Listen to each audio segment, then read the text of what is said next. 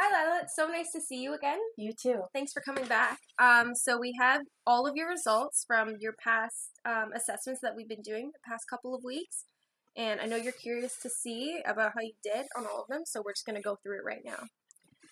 So through your physical activity and sedentary behavior questionnaire that I gave you in one of our previous interviews, your aerobic activity that you filled out said that you were participating in aerobic activity between 150 to 224 minutes, which is in the good category, which is great. Your strength exercises you do 5 to 6 times a week, so that's excellent. And your perceived aerobic fitness was seen as good, so we'll talk about that in a little bit.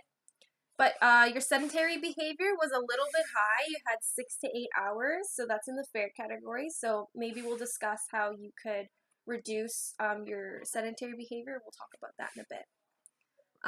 I'm not concerned with your score from your fantastic lifestyle checklist. You scored excellent, so there's nothing there that I want to really talk about.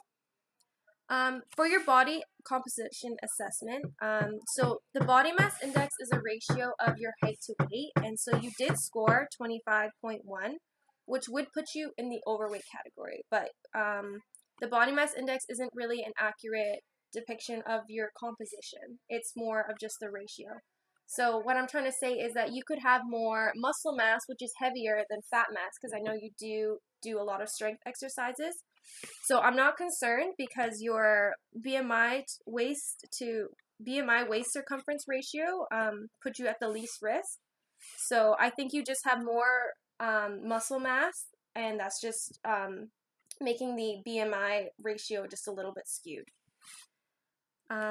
For your aerobic fitness assessment, we took the results from the MCAP step test, and so you scored in the very good category, which is great. So which was different from what you perceived your aerobic fitness as. And I know you do a lot of strength exercises, so do you think just because you did more strength exercises, you weren't as good aerobically, or? I know personally I don't really train aerobic fitness itself, maybe through other exercises that I do, but I won't necessarily go on long durations on the treadmill or Stairmaster, like probably 10 bouts kind of thing, just because I don't necessarily like long endurance aerobic exercises. Yeah.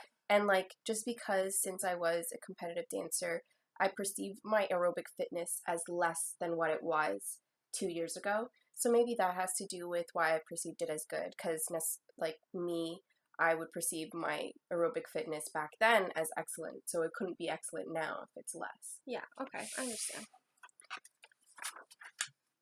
So for the MSK testing, you scored excellent in all categories, except for your grip strength. So it came out as fair. So was grip strength an area that you wanted to work on, or are you concerned about this at all? I don't really train grip strength necessarily. I have been starting doing more relative strength exercises, so doing just my body mass as my weight. So like I've been trying to get a pull up and a chin up, and I've been trying to do more abdominal training with hanging from a bar. It is something that I'm trying to work on, but I do understand that it would be fair. So yeah, it's something that I would like to work on a little. Yeah. So we can prescribe some exercises that will like help you increase your grip strength, so that even if you're just like hanging from a bar for like a long duration until failure, things like that would help improve your grip strength. So from your one-legged stance with your eyes open and closed, you're above the mean, so I'm not concerned about your coordination or your stability or your balance. You seem pretty capable. I just wanted to talk about some of the barriers that you had marked out on the barriers to physical activity form. Did you want to maybe elaborate a little bit on the ones that you had checked off here that you feel were preventing you from performing physical activity? Sure. So I highlighted lack of energy and lack of motivation, and lack of available suitable exercise programs at my level. So I can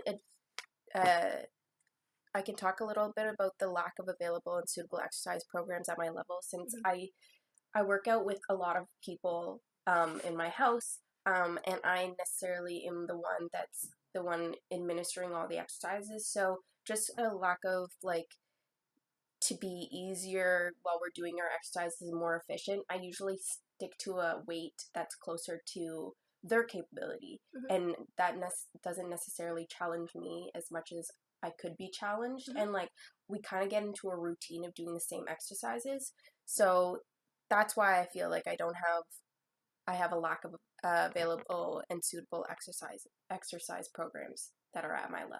Okay.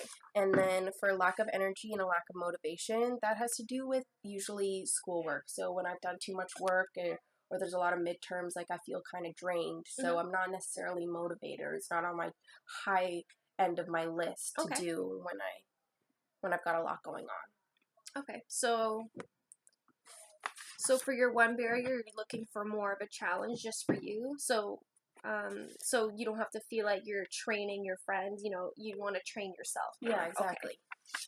So maybe more, I don't know, incorporating different, maybe more challenging exercise that you could prescribe to me would be really beneficial. Okay, excellent. So now we have this goal setting worksheet, and so what are some goals for you that you want to work on now that you've seen now that you've seen all of your results from the evaluation summary? What are some of your goals that you think personally would improve yourself? So something that really bugs me is the BMI being on the lower end, but still in the overweight category. So maybe I've always tried to, I don't know, lose fat mass and gain muscle mass, even though like by losing fat mass and gaining muscle mass, I will probably gain weight a little. But I'm okay with that as long as I physically look better than before. Like I look fitter, if that makes any sense. Yeah. I know it's very like, I don't know, it's like a vain kind of approach to what I want.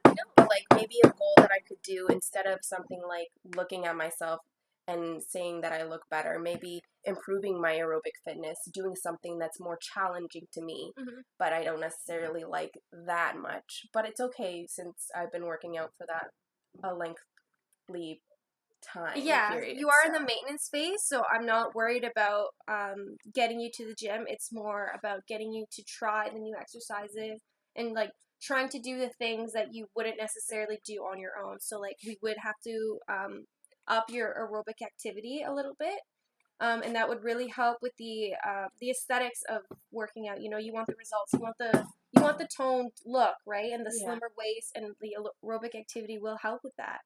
So maybe training VO2 max would be beneficial to my workout. Yeah, absolutely.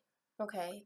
I was thinking maybe increasing it by 8% in the next 3 months. Yeah, that's a great goal. Your aerobic fitness was in the very good category, so improving it any more, you don't necessarily need to do, but any improvement is great, and plus it will help with toning you down and things like that. I think that's all we have time for today. So I'm so glad that we got to look at some of your barriers and we got to establish a goal for you. So improving your VO2 max and toning down a little bit through aerobic activity is a really good start. And I'm sure I can come up with something that will help make these changes for you possible. So I'm so glad you came back. Thank you. Thank you.